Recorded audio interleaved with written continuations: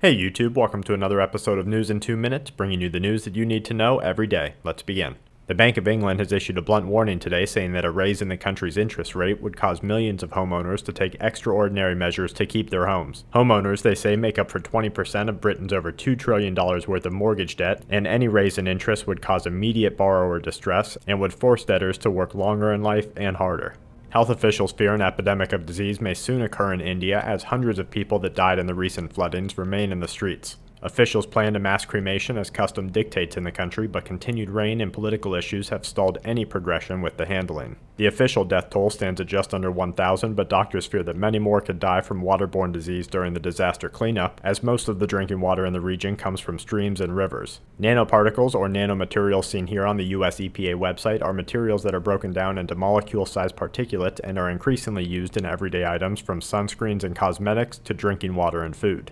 A study recently published by the University of Michigan and the Indiana University at Indianapolis aimed to discover the toxicity of nanoparticles by way of ingestion from foods containing the particulates. The study shows that nanomaterials are now being used as natural flavor enhancers in the form of liposomes, as well as food pigments and other health supplements. While no conclusive evidence is shown to confirm or deny direct exposure toxicity, the study warns that humanity is on a dangerous slope of overestimation and lifetime accumulation from what could be a dangerous technology.